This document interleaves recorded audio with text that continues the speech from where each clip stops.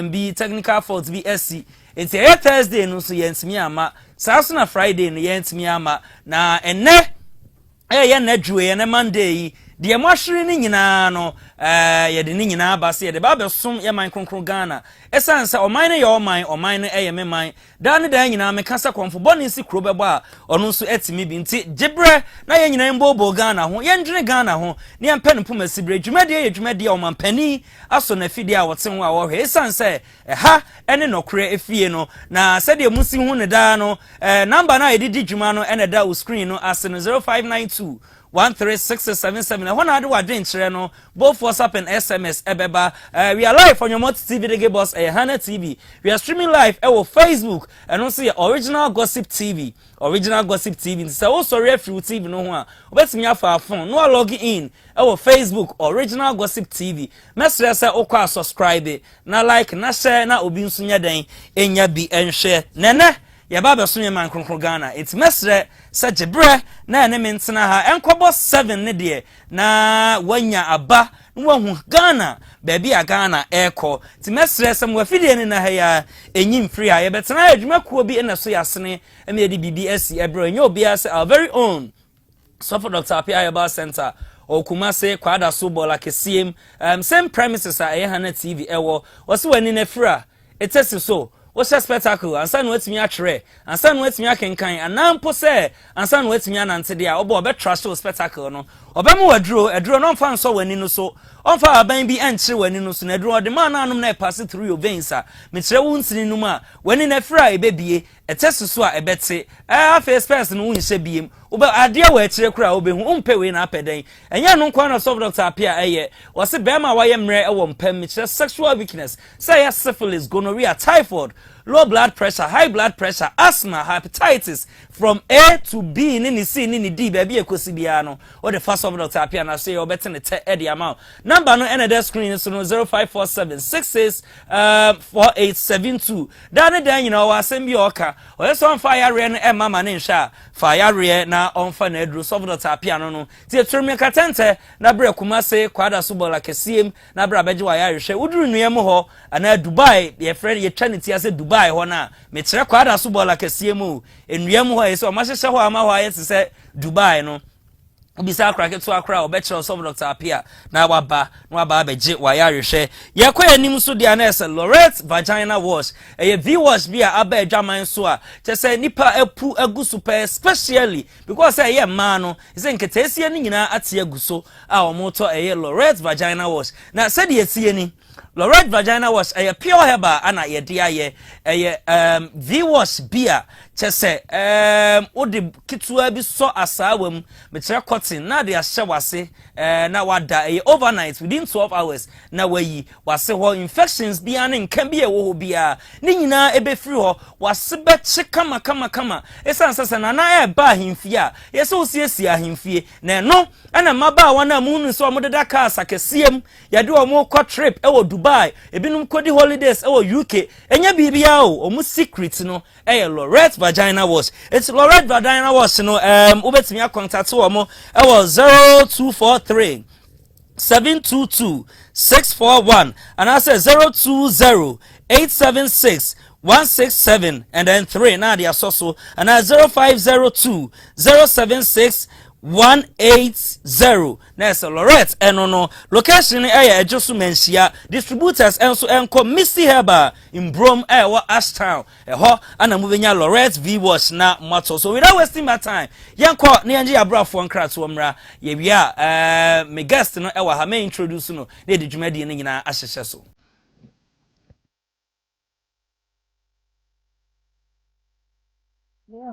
because another as a bra another person in my city say well so I know that me nya she kwa no complain it's a nurse in my city na de na ko so akọrịtị asem na mucho mu nya so hello babe wow baby I have a surprise for you. Wow, that is my favorite. Everyone I need J. Wow, but you know what? Show with your girls and then remember we have a dinner tonight. Hey, wow. Oh, thank you very much. Hey. All right. Bye. All right. You must see you, Okay. Hey, Asamo, this is my secret. Yes. Also, would be. When you say, the Biosan or Tiame, and then your manema no yin na infections near the home for you. Me and Cassana because sometimes a do maybe a catwan in your manema be a fee or bano. No, Nasam Ketua, and will be share me in your leg. Na me yusu en abwame e mama se achi amama se ayefiam amama safra ye be oh Abra me wo ye no red vagina wash and a tea o. When you send me communication, man, any do. A woman na me young to be a council with a man. If it's a rap on it, let me put in I'm not into so I there. Why have I seen here? To see our palace son swimming food. Nini na a red vagina wash. A son so my hot shit and my way. wow Florette die e friend Samensia Samensia na me se na mi kunu waba oni me sere kama tamen Abusiafo, Miss Midiani. Abra me saka right vagina wash. Abwa mi akasa infections na hame na ama ahifie ho aye basa basa. Ayi ni lefu ho me se aye obesima kasa. Me kan fu de ma obe bi ya no da hu. Abwa ni ya kasa. Iti adanse me ko ma obe bi ya se ko ke bi so. I share the baby. Minyaro rest. They wash out of the year. I'm not a child in the body. I'm not a body. Come.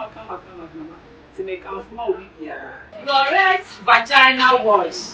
Virgin again. Correct vagina wash. Yeah. Loret's vagina wash, a pure herbal, and this advert has been approved by FDA.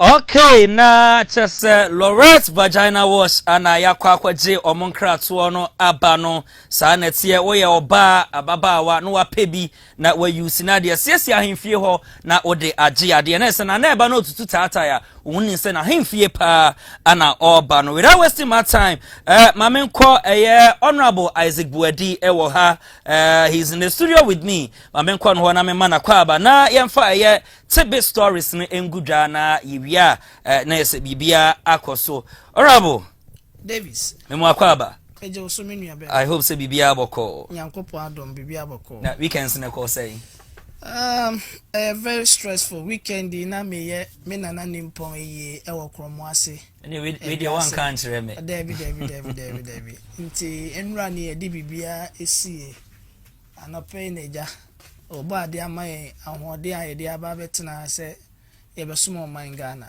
okay ye be maye na ye ho akwaba na yada obi asenso mo so atwe o makonya ne o TV no mo so hwe dwumadie kama wo mo video okay all right and ye be din komo ye be bobo Ghana ho ye be dwen Ghana ho na ya pen pomasibre esan se dem sikan no oman no ye oman no eye meman enti ye ni Ghana bia o ba bia o enti de esi no eno ne ye beka na ya pen pomasibre enti mesre say your voice always matters enti number no ene the screen is 0592136677 maybe you've heard mu you can say knowledge be ubetimi share your ideas your thoughts concerning the stories with us making kind nyina e de amount ebia mu nso ebia na wunnim ho nimde ha ene no krefie no ti dwumade a ekwa anim a ye bia ahmatwofo no tum na nso afre na wachre wadwen ye didie kwan spent mo nse ne nso sa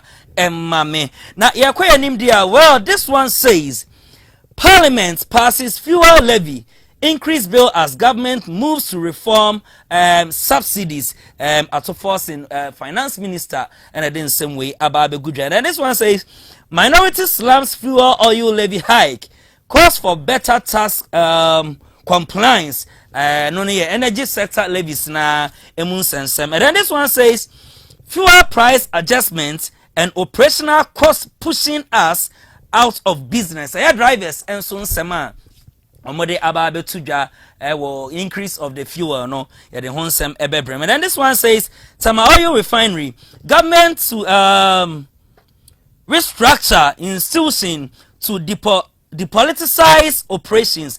President John Dramani Mahama and in same way aba betudwa. And this one says we are creating jobs, adding value to the energy sector. John Jinapo, His Excellency Kasawi no so de atuaso. And then Yabesha Niema BFA Food and Drugs Board Authority demolition exercise bebre koso na yede tema hode no ebe bremo. And then this one says about 45 dockets are ready. More than 40 NPP executives will be jailed at Nsawam. Hopsin adoye and in same way ede aba na KSM nsembi awaka afa chairman untumi ne arrest no hono yede ni nyina so ebebremo sanso na food security Gomwa East Assembly distributes 1,500 bags of fertilizer to boost production. MC yoho Margaret na akom ana ayesa initiative we yede ni nyina ebebremo.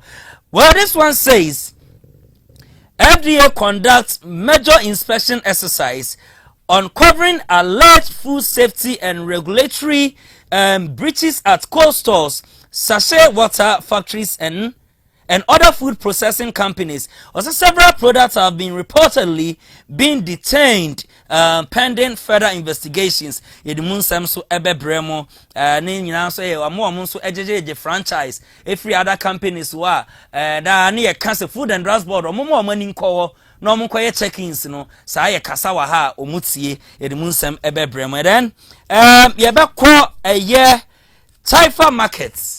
Taifa market say you drain gutters no omo ye no timamufuo akaste so na yedimun so ensem ebebremo na Saturday no Aferi Military Hospital 500 beds wo ho no nwura afu abunkam no military Ghana Army ene atwemwe be just South MCE wo ho honorable wisdom Osaibuama enye ono nko municipal and as a constituency both NPP and DC and what join Kubia Omunina Ekabum at the sanitation exercise so yet the home for yini and so ebebremo at the Institute of Economic Research and Public Policy IERPP almost the same be at His Excellency John Dramani Mahama enim and some by ana omode atu nanim way and in samaka and ya de baba sumia man kronkron Ghana Biribi Asi dwumadi no so mesre said jebre na going through the stories one after the other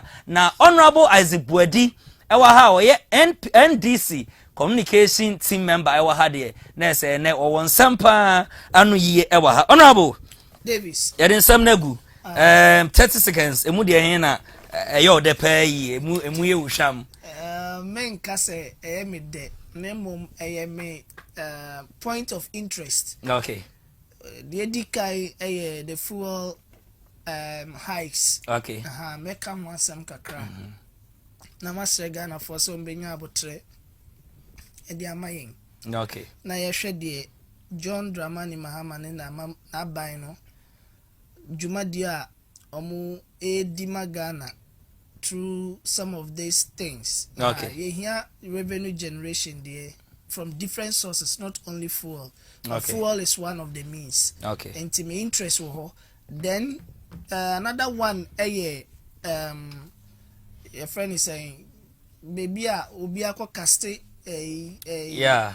Taifa market. Taifa market. Omako Ghana for na nkasano. Eto de biya yemu biye nshiade. Yeah. From the things that has happened to us and moving forward, I think say we must crack the whip on people. So the be omudi be sunya nyansa kakra. Okay. And any other thing I be mrebe ma yakwan say yen discuss no. We are ready to do that. Okay. Thank you. There's Honorable Isaac Buedi Ana Wakasano NDC communication team member ewo kwada so constituency. Yakoyanim dia said MCK this one says Parliament passes fuel levy increase bill as government moves to reform subsidies ato forcing and in same way ede abano na ato akasa dia who is finance minister yanko na yentie nimra area back to studio for discussion.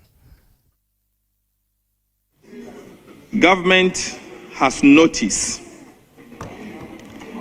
and there's the need for us to bring to the attention of the House, of a tax evasion scheme in the downstream petroleum industry. And there is an urgent need to cure that tax evasion scheme. Mr. Speaker, there has been a potential revenue loss of about $25 million in the last 6 months, from January to June this year. And this stems from the fact that diesel has been misclassified as fuel oil by certain individuals. Mr. Speaker, diesel is almost the same as fuel oil. However, diesel attracts taxes of 3 cedis 35 pesos per litre, whilst fuel oil attracts tax of 25 pesos per litre. There is clearly a huge tax arbitrage. And so, as a result of that, some individuals are taking advantage and smuggling, buying fuel, buying diesel and disguising it as fuel oil and collecting the taxes on it. We will continue to give that tax exemption to industries. However, instead of ex ante, this tax exemption will be ex post. Mr. Speaker, ex ante, simple put that you get a tax exemption ahead, now you get the tax exemption ex post. You have to pay for it as industry and claim the refund. Fuel oil is not used by motorists, it's used by industry. And so, Mr. Speaker, for emphasis, there will not be a tax increase on petroleum product. So what we are saying is that we are equally going to amend the Revenue Administration Act to make the tax okay, na just yeah, ato forcing finance minister ana wakasano na aya yembisa bibi wa ha ato say ade say ete dia ete ba forma kan fa nkwose smugglers o is it when ehimfo na smuggle fuel Ghana ehimfo pa na smuggle fuel enye omo bie companies na bi ombe smuggle a ehimfo individual ben ena smuggle fuel ya dey say fuel no reduce price ne ba forma enti ye no say fuel price ba forma ye nya omo smuggle fuel ana ekosuru bia na mode kwaso omo smuggle fuel obi e minority no so akasa yenko ne ense minority no enso emra ye bia e beto aso because it is just like the situation as Chinua Achebe put it. Once the hunter has learned to shoot without missing, the bird also go flying without perching.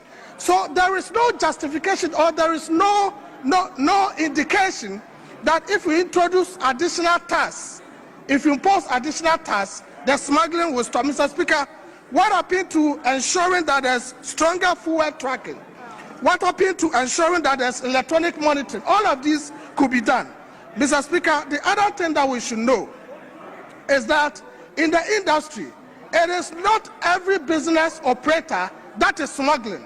And for that matter, for this House, when there are enforcement failures and Parliament is trying to put up a measure to stop that, we should be careful not to instigate a policy that will punish people who are obeying the laws of this country.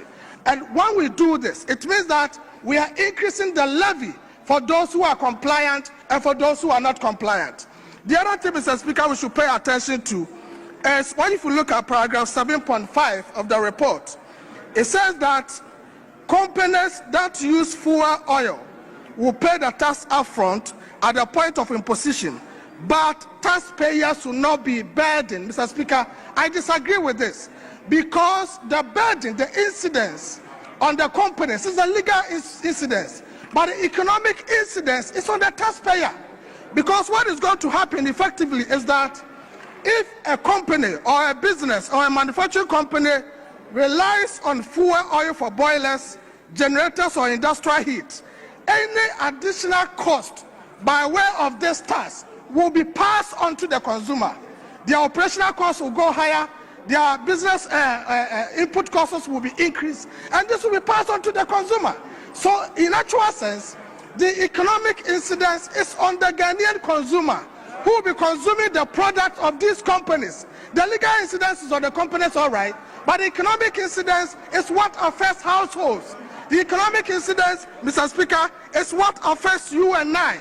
That is why we think that the solution to the smuggling, the solution to this arbitrage that has been created by a bill that the minister submitted to this house is not the imposition of additional taxes, but rather we should look at enforcement. Mr. Speaker, if I have the mandate, I would advise that the finance minister considers this again the second time and know the implication and the economic incidence of this on the Ghanaian taxpayer. We do not want to overburden the Ghanaian taxpayer. And Mr. Speaker, lastly, never you power. There's a minority no, enso na akasa no. Na before say honorable memo abem no, yenkoni enti drivers no so ensema omode aba betu dwa no, na iwia mema omrem. Yenkoni enti omonsomra. Fuel prices now cost oh, in fact, I had a higher power, a cost rupa, because I'm not paying my top petrol fuel 300 Ghana cedis. In fact, me who you mamma de bay. To send I didn't cost run a higher. Minimum say taxi now, but the heifer potting now. I was a higher Nima overhead. South stock is here, you didn't know. Crofo Tony Ma. Now we say me call her. Now the Nico, me call her now the Nico. It's a same ribina fu and the war foreman, Intino. Say, Oba Tona say, which are you 100 Ghana, and the Oba or say 100 na de be emitria. We are then, son, will be tria. And so, what this first no fu na utono, Eddie Chargy, and you know, a high end. A man be uncle so my end. I must say, prices in the best cost anytime this week. Fu and a program got to be no, send ya last week me turn no. A cost almost a best cost review. And you. There could be the other cars near the park you. Because, uncle, maybe Sorano pa number for Scabese 400 cities a cut off way a good camo. Minimum Juma me de bay. True. Minimum Juma me de bay. Because we saw on a pesca, maybe a year 2 year grano. A man and a mobile. So, now send us a 4 and a cost run idea. I buy on Shania will be my more some better to price Muyana. Oh, you know the end idea. Yabatum. Say last week, Granum Panifo, I can't want him. Almost a senka wiki. Say, Yanton a wiki on Betum, dear show my name. Near Panifo Becano. Say, here must Yantumwa, Yabatum. So, my who be no better to my answer. Yadanasi. That's it, let me get closer to another driver to speak to. Oh, okay. So, Chief, good morning. Morning. Boko. And here, you say fuel price, no, a house. Oh, fuel price, no, dear, Massa. I got too much. Yen Timin to none of 3.5, son, and told me 3.5. In the 3.5, the Senate may Jumania. Okay, na chesen some way and a year. Drivers no so ede atuja concerning a fuel price no. Honorable, mama ma umrem. Mo aban enete so. Sign na niema esi concerning fuel hike. Levy as say ede ba beto so. Me kai dum so levy, which is D levy. Yede to so his excellency onu ehun say ased yede to so no. Enko no onu asa yeden eyi free so twem. Say fuel hike. Fuel levy. Drivers in soon a year minimum more smuggle a fuel. Well, so what's a minister no a casa yemuya on cat and crying to say drivers and I mean no we have nothing to do with fuel production, processing and distribution. Yeah. Name your industries. Industries. So what I say, omo some of them aircraft ni biba. Some of them the ban so omo ehwe ma ye processing ade. Okay. Enti those are the industries our minister no ka ho asem. And omo take certain advantage within the system and they are beating the system. Okay. And then the minister ne say omo de nhihye ba san nhihye no amount bi wo no ma omo de bele omo. Na instead of say enka ye de be ma o de sa tax eyini ma omo a na omo afa kwati kwan so edi buti memufo and na minister ne yes yenye ne sa biom na momu wia you come and work and get your amount by that no you will be investigated. Yes, I had to say the contractor be a contract so ye kwan ni aka say finance ansa na you do anum say ya chase ka say the amount sa na be now so omo minister ni kasa no ma yeti asese enye consumers mom ana increment we na ye ni ye de be yom so what I say and who so be atufu omu eko baby a enye government na aka say matufu omu it is say no dey na government I think the government LPG or the minister and the stakeholders involved need to sit together with the transport union. Okay. And yes sir, if you sit down aloof, people will take the law into their own hands and charge people what they are not supposed to charge. Eba ni sana ya form no ena oha no de be brain. Eba ni sana mema ban ena ye be bonichi. Yeah. Nti we dey minister of finance na any other people in government ya ban ye Ghana 42 me share sase yenye no. Kwan bia was e fa so engage the stakeholders, the industries. Na industries niti say what is being done by the ministry no should not be transferred to the consumer. Okay. Na obeji consumer ni we wasa fe cha ko process so ko akojisika be.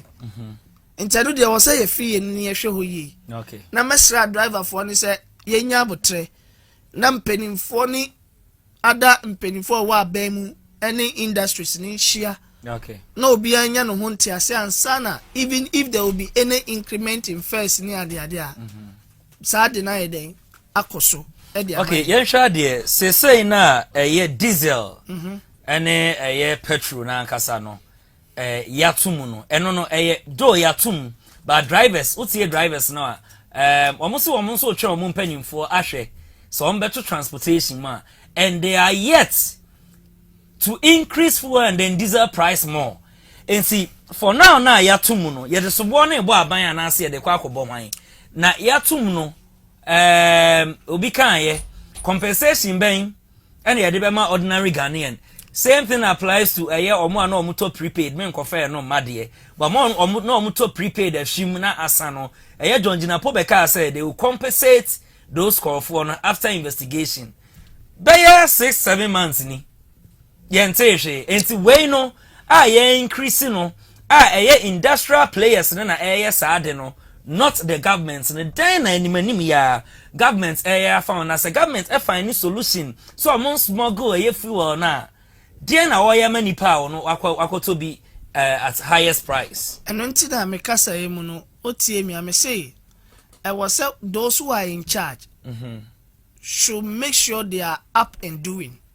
Na nkofo mfamra na nhye omunsem so obeka ya emre bie nche bia yeti hu say ye betufu omu yeah emma some taxi local station bia wo tano so kwan so me nkyere exact place say ya Papa Junction na omatutu Papa Junction no matutu me de me mbo bia ya Papa Junction no matutu omo na yes ade till date I no kaso omo reverse you yeah omo reverse here emma last time I metina taxi mo me ba papa bi yes na den na mo cha driver ni be na me say driver the fact that ye tua na nche say de mo ye na ye yeah because ufa edum eco tech eco infa obieni wo otu yeah me faka wo so for line say me kwa akoko special 5 cds na omo gine sa na omo gi den na obeka che me say ya tum nti na why na tum nneɛma bi wɔ no mama mo nyɛ na dure bi a ya nneɛma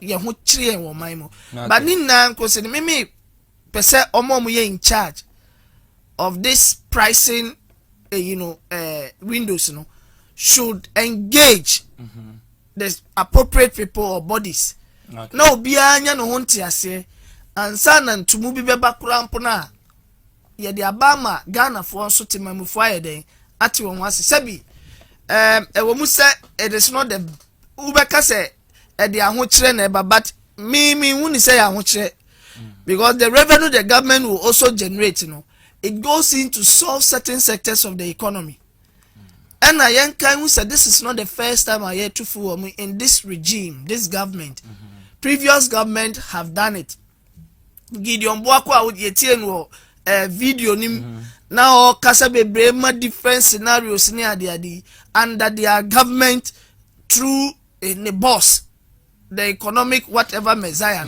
they did more than what we are saying. We are not saying that is the situation, but there are certain factors around the globe and the bema sa nneɛma wei na ayɛden aba but you gidi semre ni kɔ n'anim a situations ne calm down no fuel no so bɛsa ate bio. Okay, fuel no so ɛbɛsa ate bio, and then this one says Tema Oil Refinery government to restructure institution to depoliticize operations. His Excellency John Dramani Mahama akasa tiyako na yentie ono nso nsema ode atuja concerning fuel ehun sensem no area yebeto adwumade no so. Once regarded as the backbone of Ghana's downstream petroleum industry, the Tema Oil Refinery has endured years of operational setbacks, mounting debts, and prolonged shutdowns, raising concerns about its long-term sustainability. Speaking at the commissioning of TOR's refurbished crude distillation unit and the receipt of the first crude oil from the Jubilee field, President John Dramani Mahama attributed the refinery's troubled history largely to political interference. He announced plans to reform TOR's governance structure to insulate its operations from political influence and place the refinery on a more sustainable commercial path. We will also restructure the Tema Oil Refinery in order that we permanently eliminate political interference in its work. That ambition is entirely consistent with our government's broader economic transformation agenda. As we implement the 24-hour economy initiative and the accelerated export development program, institutions such as TOR will play an increasingly central role in expanding industrial production, supporting manufacturing, creating quality jobs, and strengthening Ghana's competitiveness within the African Continental Free Trade Area. President Mahama also revealed that since resuming operations in December 2025, TOR has processed more than 2 million barrels of crude oil into refined petroleum products, including gasoline, liquefied petroleum gas, LPG, and kerosene. He further directed the Minister for Energy and Green Transition. Okay, now, His Excellency John Dramani Mahama, Gonjani this Kronkron, President of the Republic of Ghana, and then Semno, Enyina, Atujano, we and so no knowing say because energy sector there by hook or crook, you will know say Dr. John Jinapo.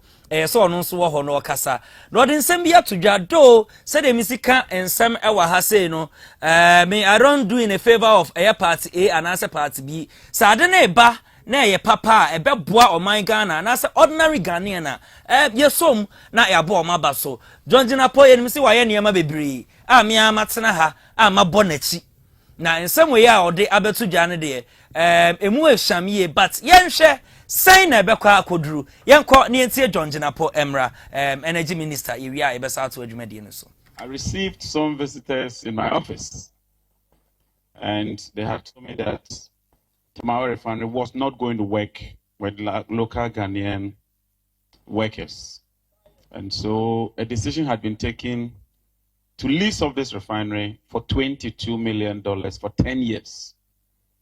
The only thing that saved you workers here was that the whole agreement had not received parliamentary approval yet. And so I had a decision to take to proceed to Parliament and seal up the agreement or pursue an alternative course. In less than 6 months, your MD and the team raised $22 million to invest in the refinery. So when we talk about the reset agenda, this is the reset agenda. We are creating jobs. We are adding value. And yesterday when I went to Mr. President's house, he brought another angle. He said, you know, so when Tema Oil Refinery and Central, they take delivery of the oil, how do they pay?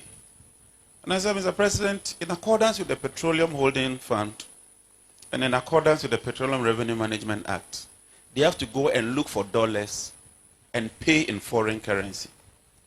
He gave me instructions. Unfortunately, the finance minister and the governor, they were around. He said, rethink. Take a second look at it. When Tema Oil Refinery takes the crude and they process and sell it in Ghana Cedi, why don't we pay Ghana Cedi into that account and use our own Cedi rather than going to the forex and buying dollars? And then the governor said, yes, Mr. President, you are right. Because when we go to the market and we buy forex, we put pressure on our currency. We add cost to it. Okay, na just in some way, and energy minister Dr. John Jinapo and so editor so Abrais Excellency John Dramani Mahama and ACN honorable my memory ho yedin sem negu His Excellency Akasa Samson Energy Minister John Jinapo and so Akasa. Sure. And energy dear, we can't rule energy out of the economy of Ghana. Sure. Juma DB or mine DBA yentimi mfa a friend is saying petrol, diesel, Nissan Yamano, yentimi yi eno ensi ncha na yentimi separate no. Okay. Enti said the minister can no kwan so ano no. Okay. And yet decisions be taking place and can bi sell off and now lease off Tema Oil Refinery de ma nipakuo bi momu be take over. Kasa brain come without employing Ghanaians. Employ cra. You be lay a bit off. Yeah. I'm oma kofie because ono na di ni sika ba beto ene abaya be yen hihye na waje ti ono na era na wo so otenika kwai obefa so atenika no aban ensanim enso ye ne wo kasei sa decision no and take place and this is sa workers ni na wo expansion besa akoso ama baby ehia se ye fa afoforo gum no ebefa Ghana for ama oma yesa adwuma no in together with Central Oil Refinery, no, and also it's being expanded so that ebetimia take in more crude oil for processing. And that is the reset agenda we promise Ghanaians, and we are doing just that. Whatever challenges that may come up, no, we are ready to succumb or overcome them. And tiensha on so honum. And here energy, Ghana population no air kosro. The youth that are, trooping out of our universities and different places, those who have their own jobs, technical know-how near the adeno. I was a Drew baby, I chi omuna digu, eka o mine way mu, no mudi omunim de bois, and more mine tumpon. Dan say jaima, some of these people, omo a man mine biswa, almost a dio mujuma edeboa. In Ghana for a reshemu ye moa na any to me or Modiama intino, ye be deliver ediamon. Okay. All right, Ghana for to me ewo omumu no be deliver edi amamo.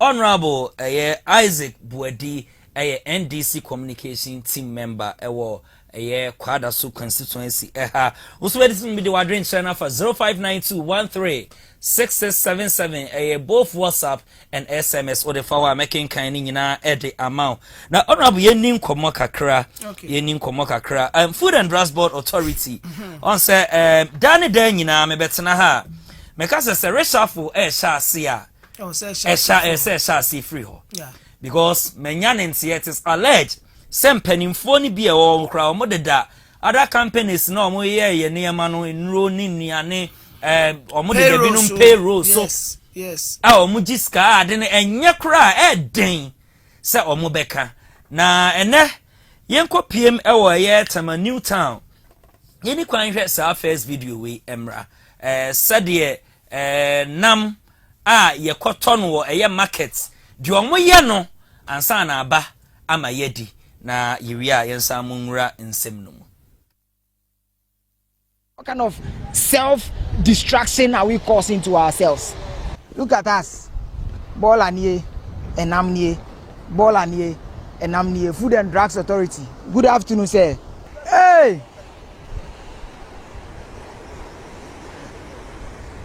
Oh, Papa, now where's that?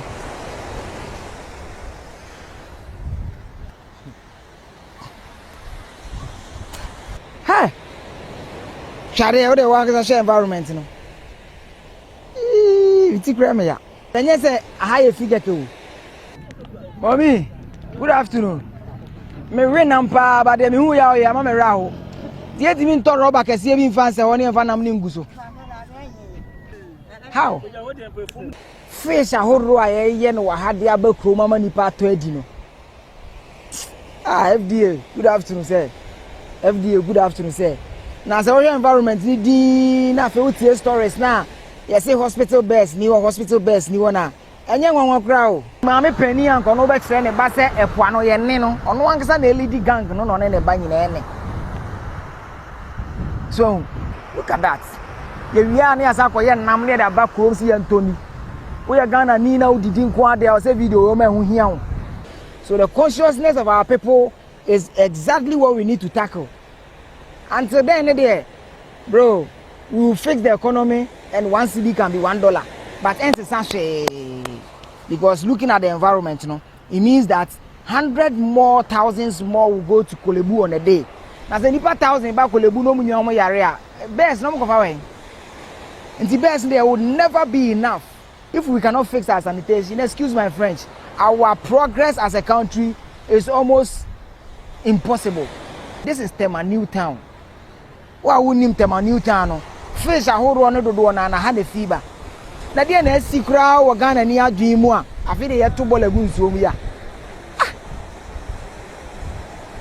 With the Food and Drugs Authority and Benefo some of them na see form 10 na, and we can put in the measures and deal with the situation right here. Betimi asia no amana ye.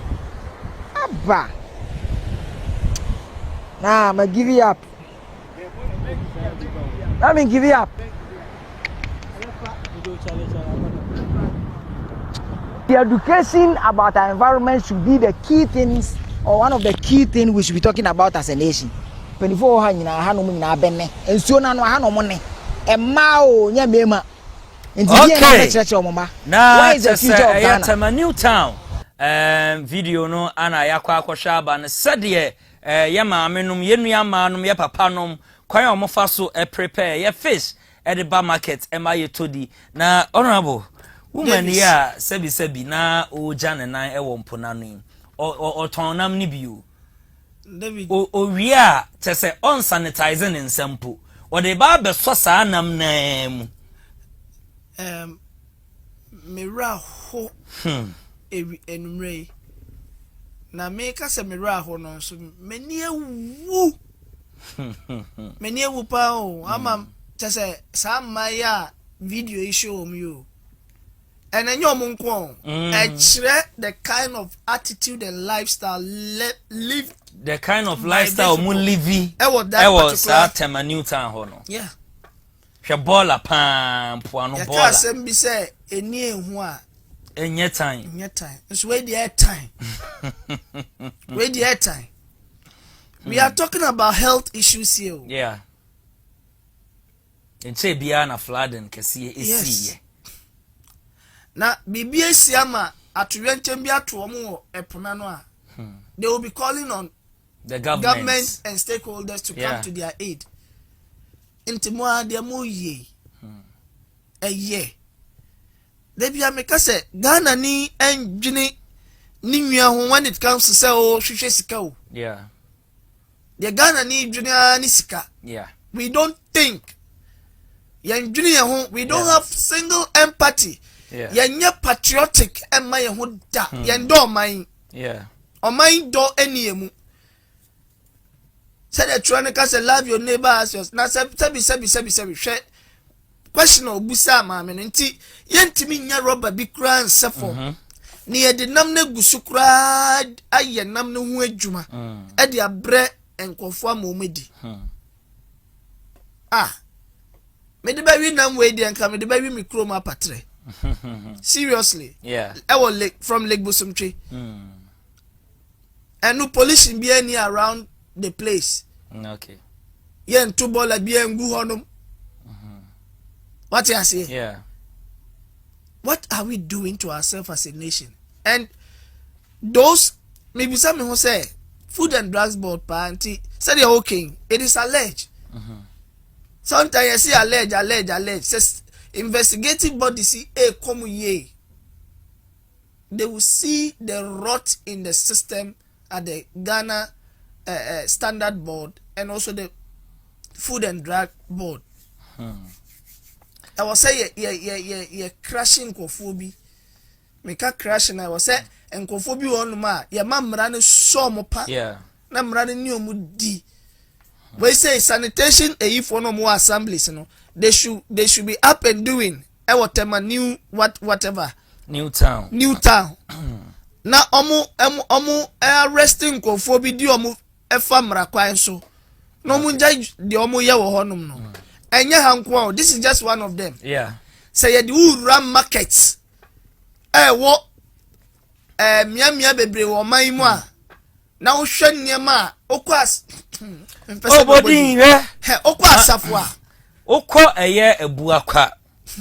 Asenema so asiye ho. Yes. Omo omo hu eye ikahuru. Kahuru. Aha. Na akọ na hye sede ho sitia. Me mpesa me di me nya sa wa chekura meja idi. Ana is too bad. Ebia ne recent the asama mbeka say omo the formalin. Ukodom ma memfa akwanya we so nsa ntu ya hwefo fo say wo ye bema wo ye oba wo ye akra. Ukodom na ehu se tilapia no esi ho. Anase agene esi ho. Kobi tilapia ne se ne brofo na de kobi ne brofo na de tilapia wo de ye de nchena se. Ani ye wo de ye fresh one. Catfish wo ho hu se wanse na moso amekam kiro. Ento ya the formalin na inject wo mo. Formalin ya de ye ne say infusion na ye de asi dead body so no. Eno ana efunu so no. Eno no mo de aye sa nam no. Tinam no ko na hu enam de ye fresh. Once na currency so. Me come to us yare okodi na wu diagu okodi awu. Okodi awu. It's message someone very careful and no na mpese Food and Drugs Board. When na video ya ye boy yi. We say yambo am be bo video. E ho response aba. Be na ye production as e ba late. We say yambo Food and Drugs Board for alcohol. Demolish ho nyina. Tama new town we say yambo am be bo. Good. Na omuntinsi market di are. Eno na ye hia o. Muntinsi market FDA. Madam, can what you are doing so enough. Muntinsi market ankasa. Na munyesa exercise no. Honorable Yanko this one says about 45 dockets are ready. More than 40 NPP executives will be jailed at Insawam. I hope Senator Yan didn't say Muyaba to or say Nenko for what na NPP ni Bia wo free ho be joining United Party no. Asem bia ni sanko for no. No mu ja o mu executives no. Omu nyina beto acha ma untumi. Ewo nsa wo mienko ni enti abra na hope Senator ye ede nsem no etudwa no. Ye wi e besa bobo ho. Na wo mu bekam. Ma obia ma ho na dwo me pa che o ma muntie. Matise mpanimfo ni bi. Wo mu forso a no mo awuram no mo kwojo ma hama wo. Mr. President, don't listen to them. Wo mu say ora awu. Ana David Atoyena say about 45 dockets are ready. About 45 dockets are ready. Me say MPP for be concern when we more than 40. Hey, me na make a tell. MPP for be concern more than 40. I'm telling you, I swear to God. Candidates in the door. Hey, me na make a tell. And I don't do the omo no omo yeah can say. Omo na entertainer. Wa hu ne je no. Ah. Wo mo bu wa ya, wo mo do mo nsa bo mu ni ne keka ho no. More than 40 beko. Na me say de emfa hu ni de mo be ye wo krom ha. Look, me say some of the people say omochi omo a I will volunteer and then go and testify. That's me na make a show. Listen way. There are some people in MPP say ye chi omo ne. Na me tisi ya chi omo. No omo start here. Me de me hu be ko say I want to testify. Because yeah, oh rade nyankobo. Some of we mu. Be say ade ade be ye omo okrom ha no hu. Tumu nya hu hwe. What say? Omo nya hu hwe. Dia de no mo hu. You see? Yeah, United Party for. UP for. Who ye mu ba ko cry ye say wono no na wo ha say anu aye corruption. Unya bi. Ye mu bia du hon mo betimi du nsa tren so say we no ye galamsey okrom a. Esu metima bo MPP executives a galamsey in this country. Some of them grad ye be top on thing or national women's organizer. Ye question excavators.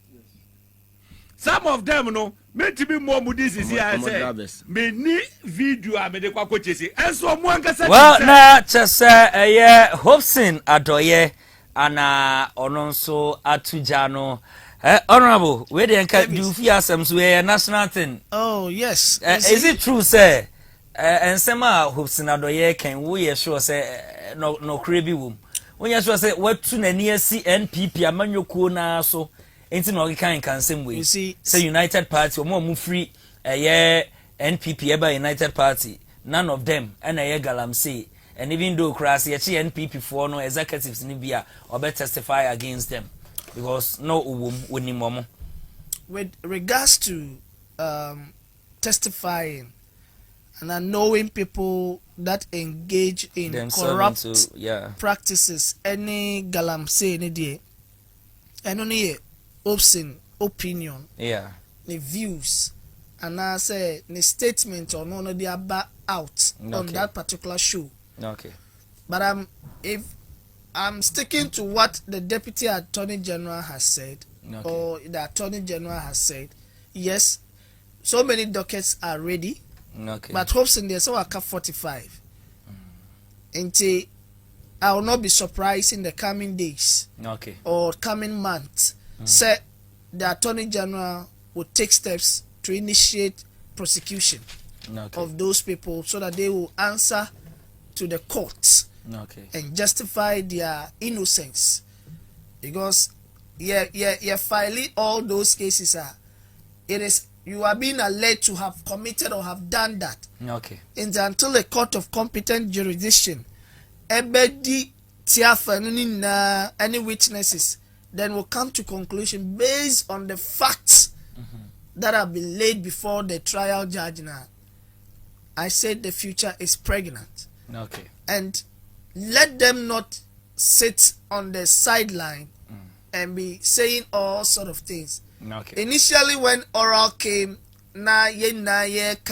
oral ye be prosecuting go for Edru baby no montishe no madwen yom say ya ti akoda. Yeah, that is when Dennis Miracle Sabuaje. Yes. Ebe mu beka say oral no operation recover all loot is dead. It is dead. Not knowing say or bet na TV so can say asem no kra na okọ back door answer question. That is the hypocrisy on the part of the opposition.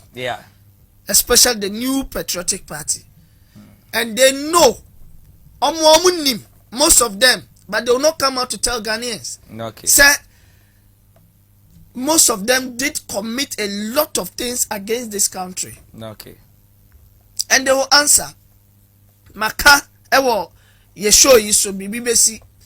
Say so why you ready so obeji to me and obeji position be wa bema irrespective of which government is in power, whether it is NDC, whether it is MPP, whether it is United Party, whatever.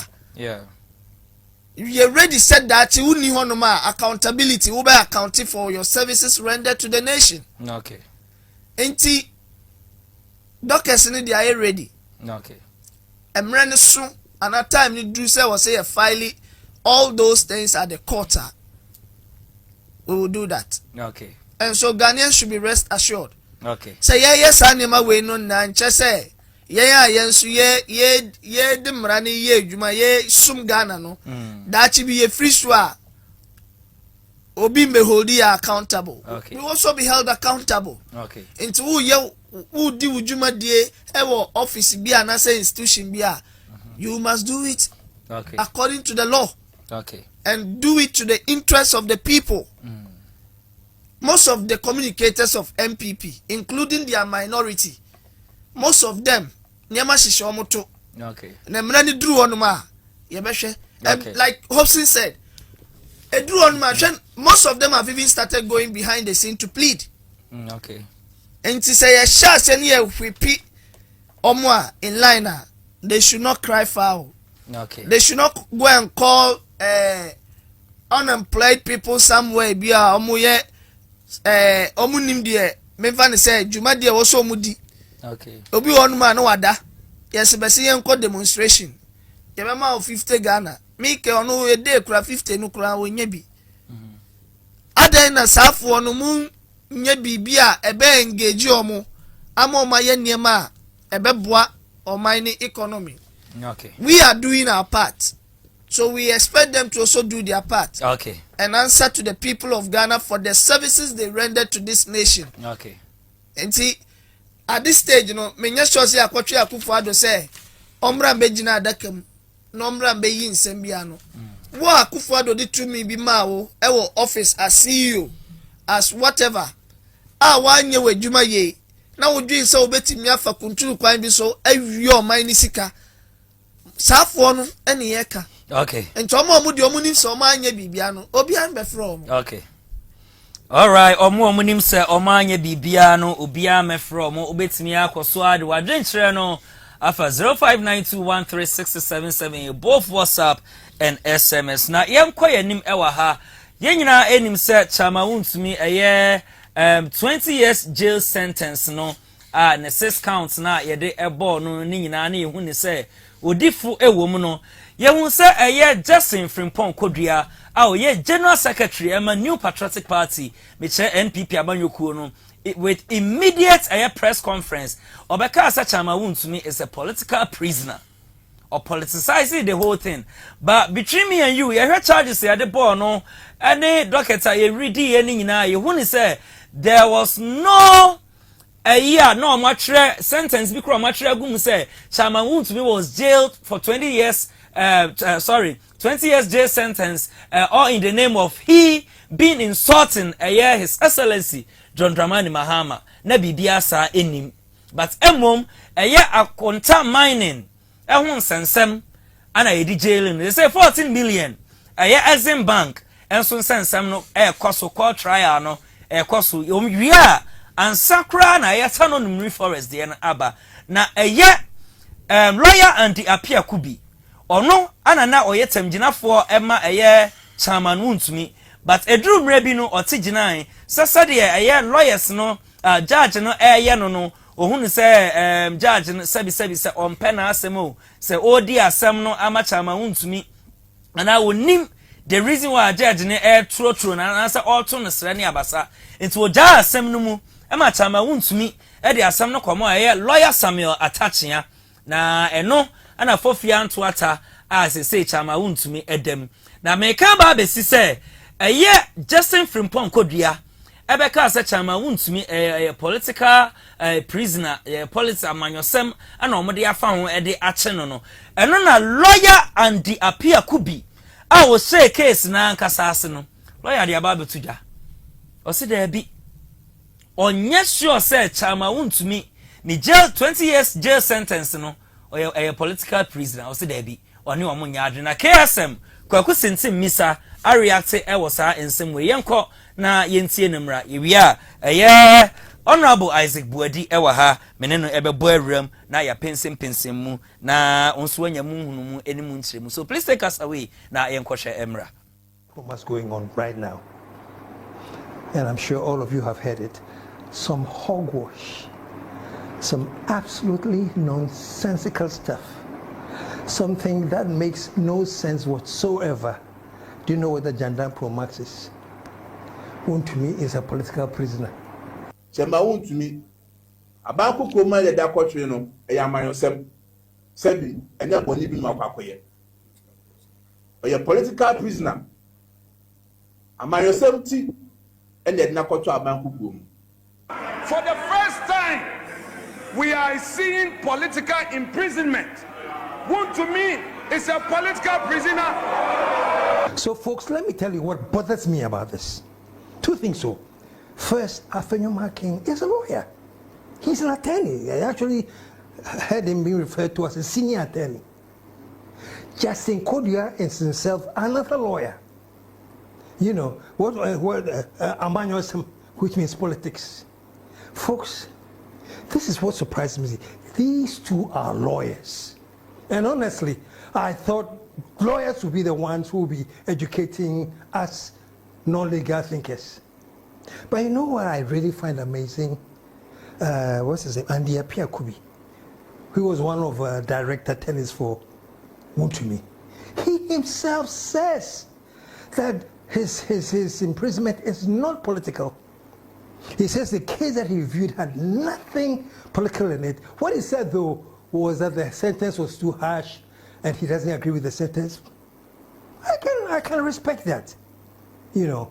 But basically, he himself admits that it was not political. The narrative that has been put out about Chema Wuntumi's imprisonment is that he's a political prisoner. You handled this part of this particular trial. Do you agree with that? I agree that the evidence on record cannot support the verdict. Is he a political prisoner? Well, I'm saying, I mean, I didn't see any politics in the records. Lawyer no didn't say no. Then how much less those who are just standing by the side? No, Apia could be MPP guy, you know. And what I like about him on your home, Becca, he's the same guy who actually started this whole crusade against. Okay. Na just a lawyer and the Apia Kubi. And I was setting the record straight. Such amount to me is not a political prisoner. Meanwhile, Alexander Afanya-Markins, minority leader, or a lawyer, Samson, a general secretary for NPP, Justin Frimpo they are also a lawyer. So how? Someone now more educated, you know, more Anna Musa can say, Honorable Davis. You see, when I oka will be better say be a over amanyokuo back on side, but no cranny na yesi yeka. Me offer Kasembi. Ose kwadwo se no kre no ka na ede ahokyere kura bebrewa ka. Okay. Se mpo ye de sekan 2 minute na no kre no be ka na yewu a ka na ewu ne ko. Yeah. Na emre no ene be kire. And you be so na bo na nwum ka na ewu na nsemfu ahin. You see, it is so pathetic. Me ka pate annoying. Ebufu. Ebufu sem so obehu etitire ti se Afenyo Markins Justin Kodua omunyina ye lawyers omuyenim difo ewo mrem ejina simpie so ka se wuntimi eyinu the verdict no political or a political prisoner. Now do they even understand what being a political prisoner means? So what I say? Yeah. You should. And some way most of their gullible followers may come followers now do nam pack and kind. Yeah. Omudi emotions. Ane kasa. Ebi kwa me now for. Okay. Esuje ajiatum pefe say political witch hunt. Okay. Tedian lawyer nan or share case na say odiko wie baby. Or see nowhere in the records did he find say Wuntumi is being prosecuted or giving that verdict because political prisoner. And then he did one bro say. And MPP for no etone bi omo dwen so omo kwa na nyansa wo omo ntrim. Omo kwa na omo do man Ghana. Omo kwa na se omo wo aban mu a omo dwen se omo na amamuo no omo timi bu no ma ne yeye. Sebi enye Ghana fo na omo adwen ewu. sebi enti eture bi no mo kakasa bi anase omu make commentaries be around issues esisi wo man mu a omu nye careful. Okay. Na they even maybe say MPP a yenim say New Patriotic Party no e bagana mu da ben. But young question records almost set here in terms of people they imprison under President Kufuor. Okay. President Kufuor ne ebeji to me in 2000. Yeah. And or the buyer bedu 2008. Yeah. And omo hand over ma NDC abai. Yeah. And NDC di ko wie 2016. Yeah. And omo ba 2017. Yeah. So President Kufuor and Akufo-Addo, these are the two political figures in the MPP. Omo di MPP aba mamum. Okay. So they should spare us. As if so omo do mine chen obia.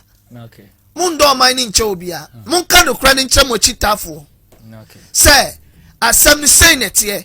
Eye se obekireke mo nya ntiase. So okay say verdict ni e harsher. Everybody can understand. Yeah. Say The at lawyer least and the appear could be a kind. yes. But come mrani muswa. Mrani say the maximum sentence near 25. Yeah. And a minimum yes saying 15. 15. Say the bar 15 cracker still. Obi sukbeka 15 no Yeah. crampo too much. Yeah. Justin Frimpong Kodia, lawyer of your stature. Afenyo Maki, my majority leader. What courtroom? What the cases upon cases? Now Bejina Parliament floor of Parliament. Ekase or your political prisoner. And you see learned people. You see educated beings. Okay. Also succumbing to this line of argument say witch hunt, political prisoner. No. Sir Judge no verdict no man na only nya adwuna kire wadwen wo. Okay.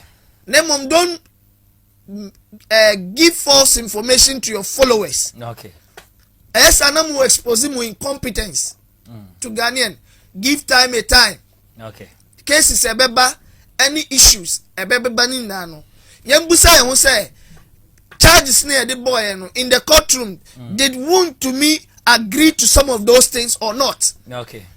And a subsequent ones are also with regard to buffer stock. Okay. With regards to national security, any those things, even in Exim Bank, yeah, we are all being made aware through the media.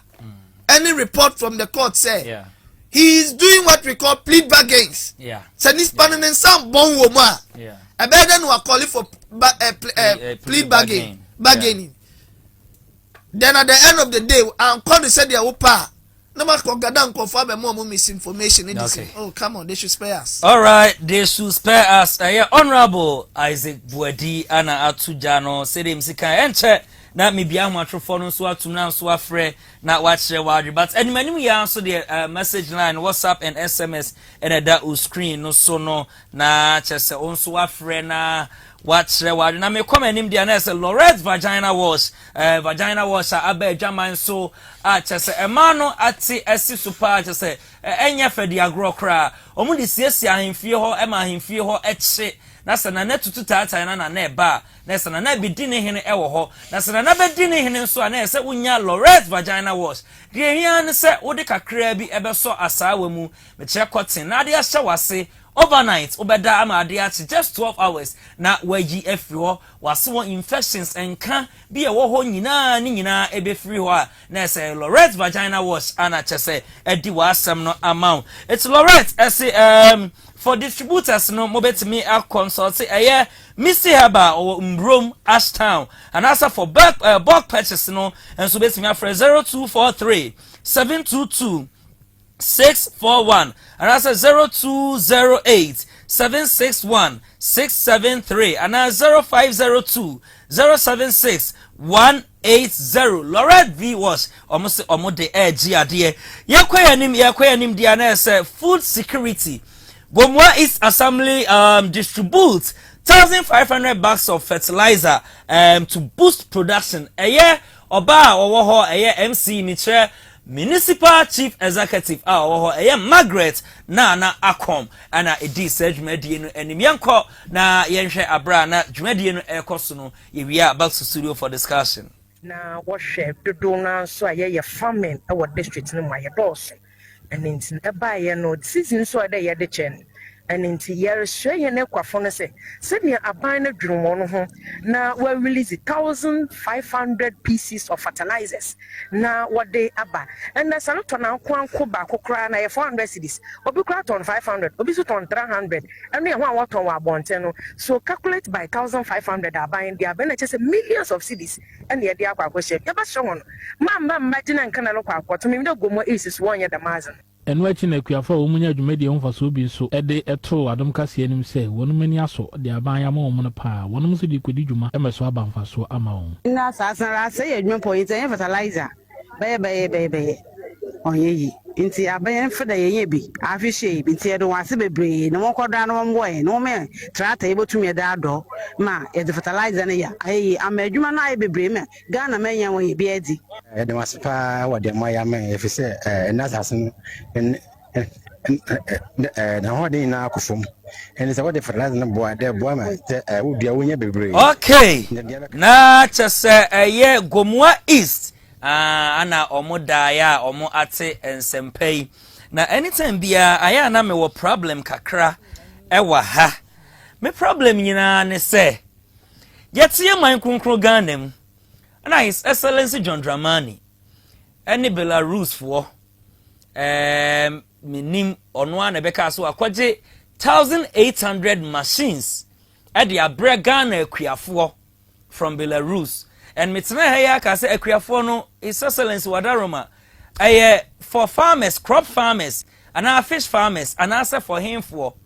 Because here is the case, we don't even have facilities. As ye no buy any babro so ye fish na ye ne babro so ye best store bi ewo ho.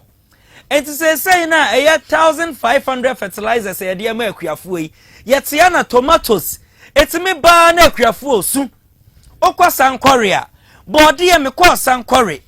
Sa video nso da ho da me kase me ba bebo. Ye kwa Sankore. Body e bua ma abre na pro na esu na abre pro na mamifo yi su. So what are the facilities for us to store all these foods for future use? And see onya sure say we na bet me ya constituency work. E brought me ba na abu so. Na be pro na be say cabbage, watermelon. We don't have these facilities.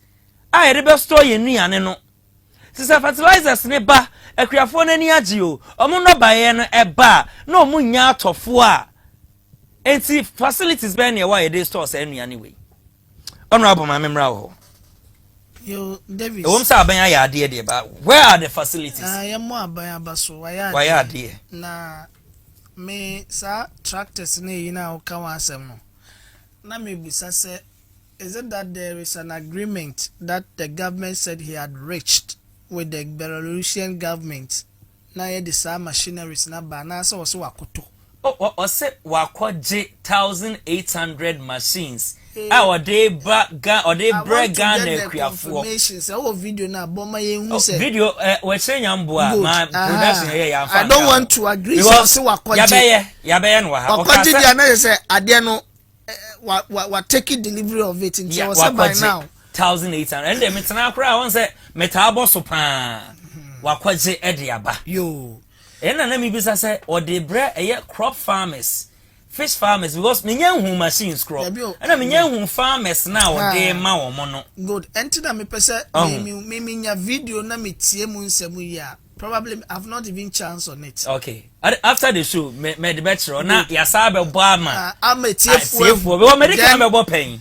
If that is the case now for now no nya my idea, then I don't know what might be holding it. It's what the yen tackle we know. Yes, even machines from Belarus or machines not from Belarus. Where are the facilities are you best store you need an ego? I thought the previous government under the Akufo-Addo Bawumia government said they had built more silos in addition to what the country had. ya jana JJ mu na asai no arot no edru baby no mu timi the two omo say yes omo wo their friend buffer stock omo see you so our court omo sika na ebubo di na nyesika ketwa o enti me kan de bia say government is a continue enti say nkruma ye bi bedru baby after nkruma no a champion mo a free famo ebesi rolling so ebesi kufo so ye bi edru baby na NDC asaba MPP aba na muntimi nye bibia then we will have to start from somewhere. Okay, but you see yanso aye dono me encourage and I me tu ye fu say yenye innovative kakra. Okay, pacho what the me can say me ka say yenye innovative yanso yem hu kwan a ade na me dono e was me hu say me do wie na esu wie a na me harvest a dodo say na me di kodwa so dodo say na me di mekura for a particular season na metimi yie piaba na ubusa won say hifa na obekura nti hu bebi a obetimi ekura sa niema na menji ni say be yo how amaye ama obi abegina bebi aka say ne noba ye pro. Okay, sabi ya ye wo ye fie mu say onu aduane na say aduane no udi kura mebi ka unim bebi a wo store aduane no teden na wo kwakodo o so kodo ebi a 1,000 acres of corn.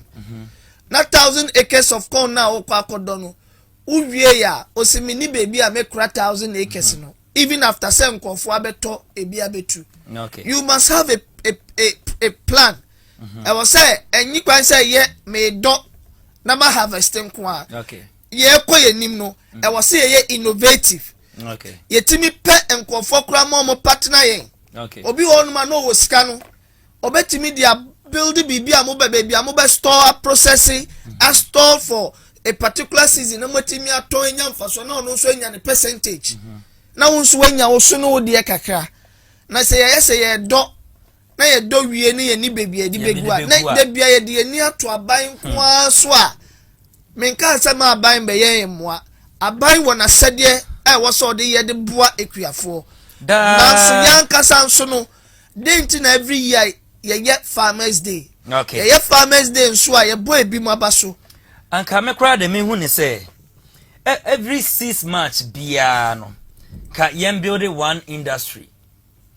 Farmers day bia no yem build one silos where eye cocoa silos e whatever unim say it's yet me renovate this silos. Oh, e bua sa where ebuakwa cocoa shell office one silos this akesi esiwa nke betimi a store ye ni ane de agum.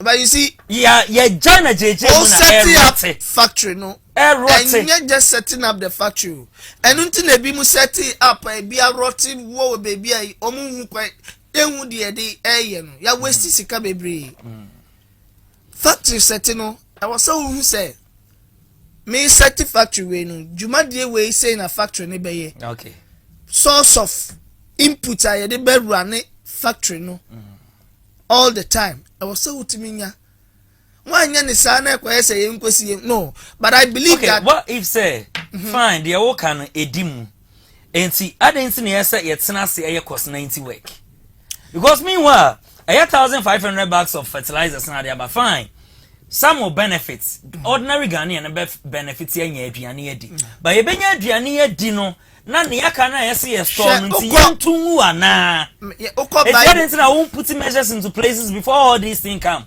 I know na me ka se yentu ye hofo me ka se yentu ye hofo a etitire ni ekuafo. Okay, sabi wo large farm also wo do plantain do say but also who say plantain no e bia bedru baby no bi bedane koko inti dia wo ye no o ye dia ubenya atofo ama na to nenim ya afen so dia beka no kwan ben so na obekura ense enu na wo si ye okay na de bia ne yemfa yani enkoto aban so na aban edi ama ejaya jeje mu ama ye the complaints abade bia sabi aban provide fertilizer. What is the reason for providing the fertilizer? Is to help you produce more. Yeah. So what I say. Yeah. Inti sebebwa mo produce more. So be ye more than what you previously planted. Kwan so na extra no obestore no. And na me pese ehu. So the only sika no krampo na. Let's look for people who have money that can invest.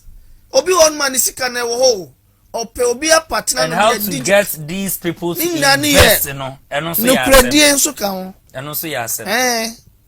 ano e de bobesi ana nya no editia said e bia koto obi o exim bank wo court so de yen hwe de o ma ba me gidi say agric ministry no won hwehwe pa to partner with farmers to help farmers to produce so that Ghana can be self-reliant. Ya nya sani an se bibia an store bia ebedru bebi no ye kraba no na ne bo okay. Also bet me do address share for 0592136677 both WhatsApp and SMS. Well, this one says, good evening, Dizzi. This is Michael Gazy from Aguna Swedru. Please, I want to know if I want to know it from Dr. Mahmoud Baumia if he still wants to be giving the steer. If yes, then now we have the steer for him, and that's the Nsawam prisons bus, which is driving all the NPP prisoners to Nsawam. Thank you. We are from Mr. Michael Gazy, Anna Ode Abano. Now, quite a name there. Air Food and Drugs Board conducts major inspection exercise on covering alleged food safety and regulatory breaches at cold stores, sachet water factories, and then other food processing companies. Also, several products have been reportedly being detained pending further investigations. Sianko na share exercise na FDA, Food and Drugs Board Authority, omudi ashesha so. Yambo muja anko omo nye sa mass stimulation we. Yanko na yenhwemra. Ye be bia matrofo na tum na afrefo so abo awrem na omachire omadwen.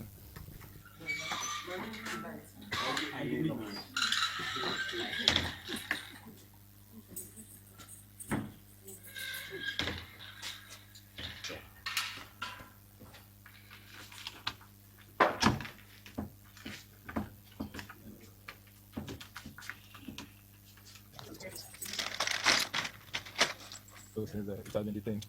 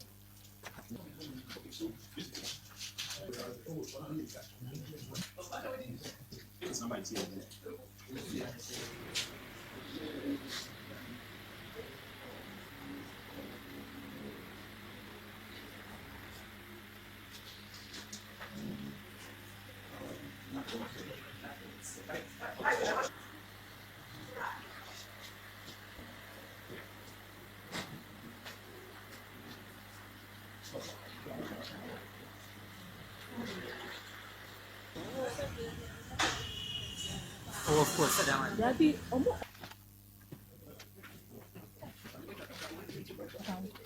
Okay. Na chasa. Air Food and Drugs Board Authority omo inspection exercise no the shares no ebini dane dan nyina metena ha eka se memo company bi adin obi wo ha ne brand ne so na obi abeje franchise de metena ha kire franchise no mu se bia me oni eye company bi a me produce eye bia soft drink bi na me wo eye Ashanti region ha a soft drink no ekoso pa ye na obi nso ewo bia Eastern region ana Western region no aka say oh me product no ye good na ono nso epese oye bi ewo ho with the same me brand no na mama no go ahead na ma be inspect ewo no ho Food and Drugs Board de nyina ebe pass through ewo ho na ahwese de oye no so eye ana asa enye nipa na je franchise na free me ho awie no oba produce o But the many be kwa 1 or 2 be say koye. But later on, major na JJ mu. Sa den all produce quality as the meme ya hana wabeje franchise no. Onye ne sa. There were so many mobile companies in Libya, and I say sachet water companies in Libya. A man for a franchise, a woman near more geno. Say, what didn't sue any collab, or be say, oh, no more. Recromonye franchise will be all she. As a gata, shen suonani, or mo feels a scra or moon sano. And a nipen num go muyem. Now, what's 1 year 37 military hospital? Ayama, Kwalebu, Ayama, Konfanoche, Ayama. Sa no bear syndrome, no way no mina na debao. Ye jare, ni padomu jare no maji chi. Ako hospital no munya baby na. Yenti me mufuo ya asem ne ba ye beka no. Ya nso ne ya boss sesen anasa 2 rooms bi. Ewo ye baby e di produce nsuo. Without permission from Food and Drugs Board Authority. Ebinum kra je permission so mo ye niema fon niema time na ya metena fidi kese we so am Food and Drugs Board Authority achi a anko mbekwa akoye mass inspection we so ko mbekwa akoye sense ebinum de amanfo payroll so ko mbekwa akoye na woti ho sankofo we ya omo ye sa anwuma we no omanso ne ye bo afore wa asore a omo yi sika akese ya de bo afore anso yen hwe omo achi guo say tan.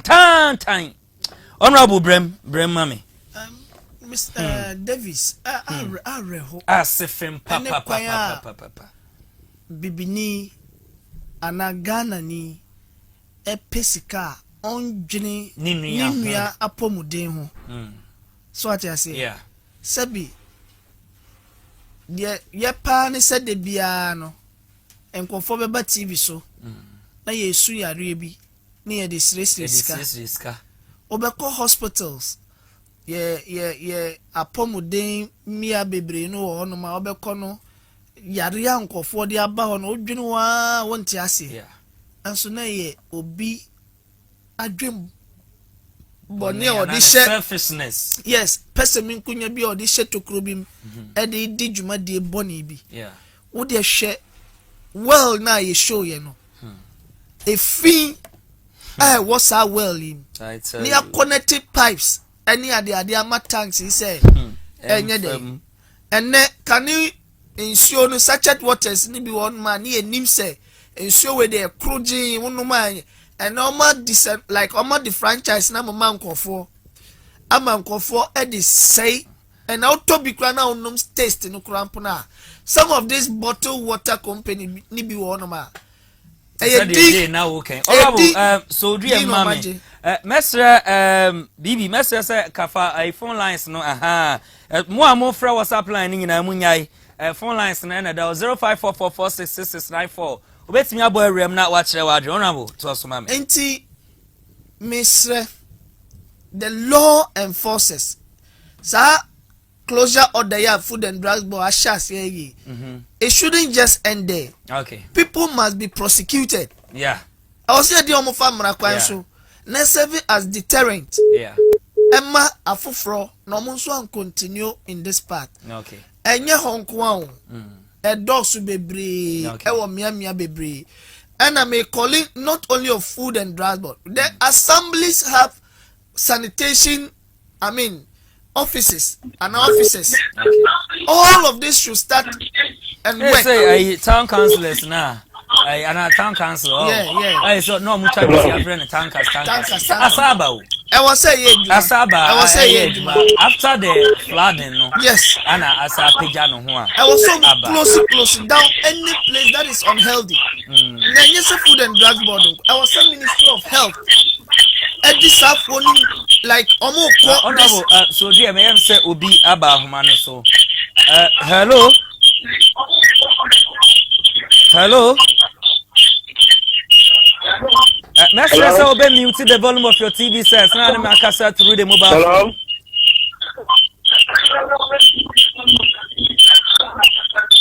Hello. Oh okay. Hello, me bacho me te on kapa kasa. Wudini ba bia free. No, ba kasa ni. No, ba kasa ni. Me bacho what's menka? What's menka? Oh. Hello. Hello, good evening. Good evening. Me bacho wudi ni ba bia free. Michael Gizzi. Oh, okay. That's one cancer. Nancy Asher when you oh, yeah. I'm going to say na aka counter technical challenges be but if free na for ya fixing ya kama. This is every another Tema is back again. No. Tema is back again. Another president also commission the revived Tema oil refinery. Now, all promise there they are going to work 24/7. Now, me what you na you know you damn run up with Tema. And that I'm a Juma. If you are blown a month for a bar and a pan of Oracle, this Tema is going to work again. Into Yadam paying Mahama as a papa war. In the Mapa, Uduba, Quim, Magana, Asani, and Entam, by Freddy. Nina, Padisi, woman, Dizzi, woman, Cover wire then, woman. And just by the way, this I have been saying there, the MPPs have never won a genuine case ever courted. What they do is they always contract some judges to do their bidding for them. Typical example is Tatuchi Kata. And with the way first case, court, it judge in favor of Tatu. It's for buy, or the pen amendments who come overturning the rule, daily Tatu. Another typical example is recent one, Dr. Toforson. And with the way now, Dr. Dami Supreme Court judge, one Japan will bargain so that Japan will give a very fake evidence so that Atoforson will be jailed. Yeah. And one in time what they said in the case is still MPP function and she is busy. Case not needed said now all signing for contracts. Yeah. I want to answer question the evidence the witness or the bay. Said no all signing for the contract. When check out not buying a fido. Also the mobile and mamus no. You will review what they tell review and the one person I said there's papa. Okay. No more review contracts. Now you need to review contracts now. Now something to be a chill. Let's say Anna, your brother Furata. I want watching us, you will review contract. Well, just listen to this Kokwana story. No more review no one can say Mukiai. You see, what part of the world review, others will review because then they think there were some errors in the contract. Okay. So you review it to make it genuine before they pay that on the board. Yeah. No more review, no more pay, no more check out. Now, some about what came that some about one or they will hold you responsible. You put no sign another one who will review contract no who China. And that's the whole thing. Okay. It is saying that you're there, what they want to report, what they want to do, because I want them to be rubber power. Drilling of NDC is part of their records. Yeah. We have to jail somebody. There must be a big kind of record. We have to the NDC. So let's jail this man. Moreover, the woman is going into we have free reign, do what we're jailing. Okay. If you don't have phone passing who there. In Pana, what was not hana for MPP fund. And one wants to buy more to know if they try, you always get it wrong. Okay. You always get it wrong. And they said now, we're died because the case, no a bad case. Okay. Just that they wanted to jail her and make it part of their records. Else, it was rather Operaka and Sinamo who were supposed to have been jailed. Because the one that could be so American deal. I don't know, but I say that what come and I'm a boy. Yeah. Honestly, they came to review the same contract. Share that video. Share cars, hundreds of cars, poor because of this same nonsense case. MPP never again. Listen, you know, be a sabi. Every another was na accident wa ke do be da party echi. Okay. Ni na yen su answer if the AC no. Na you move forward. This is another answer. All right, Mr. Medasi. Yeah, Mr. Michael Gazy all the way from Aguna Swedro na ono so afre. Unso betimi aboy rem no achire wadren 0544466694. The number is still on your screen. Wofra then you mute the volume of your TV sets now na yakasa through the mobile phone. Honorable. So also emame. Your sanitation. Yeah, can you sanitation here employ the assemblies. Yeah. Said they should be up and doing. Yeah. Because Food and Drugs Board own to me every nook and cranny of the cities or towns. And until a ward district assembly, municipal assemblies, metropolitan assemblies. And at each level, Biano, there was sanitation department, almost supervise any health directorate, almost share some of these things. TV no so no. Yeah, I was said from time to time, Timmy Bora and some are not even the department. They should engage investigative bodies to do it. So they kind most of them they go there. I also got checking or testing some of the produce bottled water near the idea. Omukwa nam envelopes bini nyama bia de be mo na oma genoma oma buomo ni egu nyama mi wasa nyama we na de ba edwem eba parties funerals any programs edi mankofo nom ye wia ya be complain typhoid ya be complain we yes I moa oman no ye moa ya ankasa Ghana hia me no mienu ya pomuden se oman no ebetumpon economically and in everything. Okay, well this one says hi Dizzy, good job, please I want President Mahama to arrest the sachet water company. So what if those who put camera on them and insult the president, is he going to arrest them? Hey, prof, we emu rem kakra. Nina or pastor say omo de camera si omo so omo insult say government me fan say government appointees and I say we know say president na echi omo de adent na onkoche omo sachet water company na ye kohwe ye no I think say sa na obache we dey sabra biem ubetim do adent channel for 0592136677 the number is on your screen 0544466694 oborema mejo so yankwa Taifa market baby you drain no ho no say nsuo to a fa sa agata mu no timamufo akaste ho ana omode ka efa so na bi so build containers edi asisi so yenko na yenhwemra iwia ebesa atoa so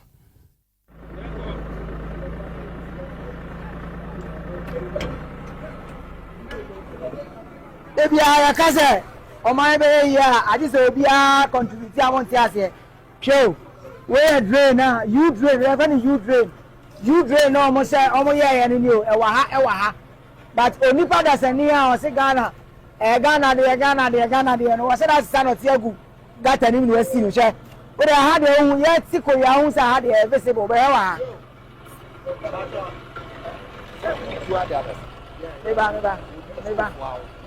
eba bawe ade a aja baka se gata bi enia enipa da sani na se da na ya stand ot egu ni asi no the same enipa ni ya se Ghana de I also know who abroad. It goes all the way. Adanya ye peskanti Ghana be say I say. Na sika na nya asase angaska we. Egua na Taifa. Ya wa ha for any Kantanka television any OBI roofing system. Any go we brain akabo mu a ene ye di juma die wa hai. Ye be wie no wa be hu kata. Okay, na chese video no ana yakwa akwashaba no honorable Echena yes orinti yembono aka beye I think say 10 minutes be. Yeah. You see yembo abrantie ne team no abaso pa waya de omu jimodie no omu di no it can't be quantified in terms of money. Yeah. Nanya me shira obi biara obo am with tools and resources a omo bi di jumadi ba hwe ade na sa nipa no stores na was a stretch no e was abai e fine omu na. Yeah. Because ensuo to a busa se ensuo no e fa na be fa. Ana gata no nso no. Emu edo ewa o. Ana baby wo ho nso a gata ne da ho but a free baby ba no makasi wo no e be fa hin. Ebe fahin. Ti yira na be yira fa. Honorable hold on, Emma me. Hello. Mr. Sedu.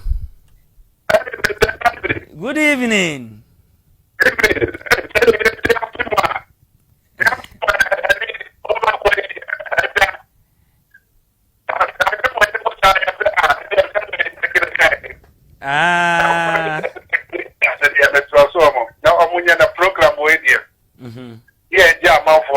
Yeah.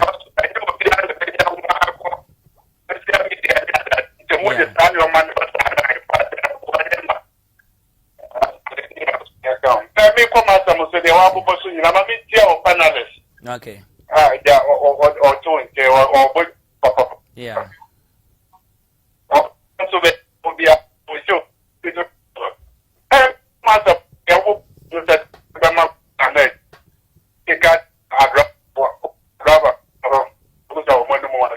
Yeah. Bakule wasi ye wo abana bemwa. Let abana bemwa what 2 cities are. Yeah, 2 cities. Yes, I drive for sometimes who can be a momokra and a but to buy about 45 gun almost sumra for ma almost almost the soda. Yeah. And I was the media can say we are singing America, Israel, yet a year that's bigger.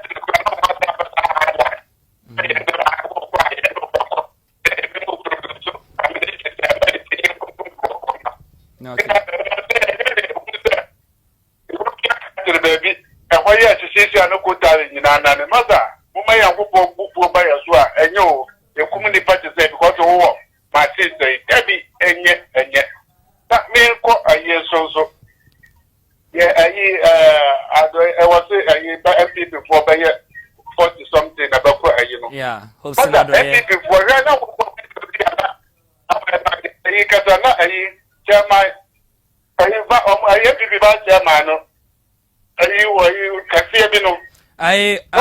Haji Osman Masaud.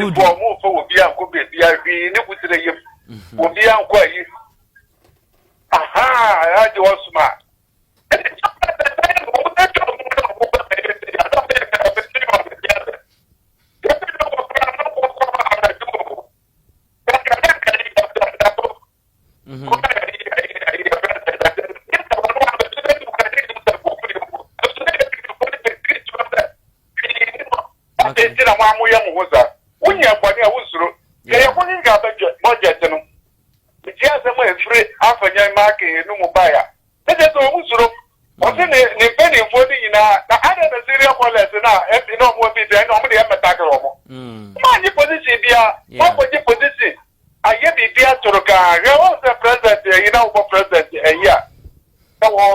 Yeah. What say for politics again free money? When was that home? Why the Democrat and lawyer in me bona baso papa or Montuazo. Wasn't brother Mama see any politics in free money? Mother, a bit go off for year politics and still a bit. But a young go mutono, don't go muto and year for so the end. About way, but the body are almost and for so 27 million or so. To say almost certainly a mark Ghana to me for any to my almost so many to money. 1 million year. Half a young fire or call. That my baby, I will me. Yeah. Master. I didn't be possessed municipal and the other no more yet. They were going to matter say. I said, what to me answer tell mom said. Over yet, even go bio a crapua or mobile ye. As a 10 with the upper that be over or now or home or over here, but supposing the moment to mention on. No more easy be Granaka. That's all the Grammudi Jessica. I am for Swama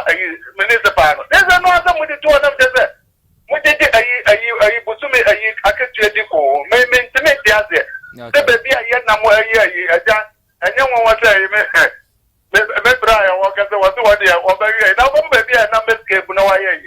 And I'm Mr. Dazzy, so what's the who educate you? Say, I a dry a deal, a fool. They emphasize I'm prone to need you, the guy.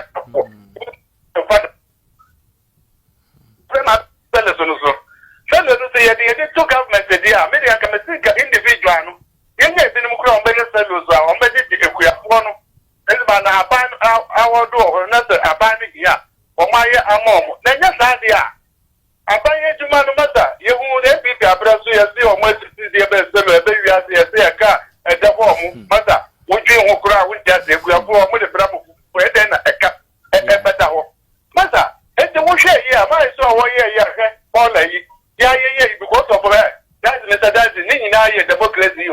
Yeah. Then you want to get almost a man's daughter for the yes, when we don't go here and drop a man. Yeah. Did you obey the crowd or the war here? You could have for just the crowd. Also, want to crowd to know what that's never for. Yeah. At the end of the my you know, on up so what to do anymore yet. But when I any panelist, yeah, that was it. Yes, we have to see it. No, yeah, because they need to man and for so I just sponsored to be brave. All right. Okay, Mr. Sedu Meda was a pass on so a friend at watch Wadri. Honorable Akaye 8 minutes in see and wrap it up. All right. Me they wrap it up no. Encourage share me they say na. Say any da so e wo homa yen as a member. Okay. The Ghana has a bright future. Okay. Enti yen na yemfa kumapa. Yemfa adwempa entire ban nechi. Okay. Na yenye ya famu de na mua oman no. Na megidi se dachi yenso yeniwa echirima ba omatimi akasa yen nananom ebeye bi akonte wo se yenso ye den ye na bad nut na ewo mu na wo se emra no nkate bone na wo se emra no ehwe omo emo fall in line na so omo frim. Okay. Na oman no efa ne ntoma pa ifra. Some of this thing is not pleasant to the outside world near the ade. Na yentimi project oman ni ye.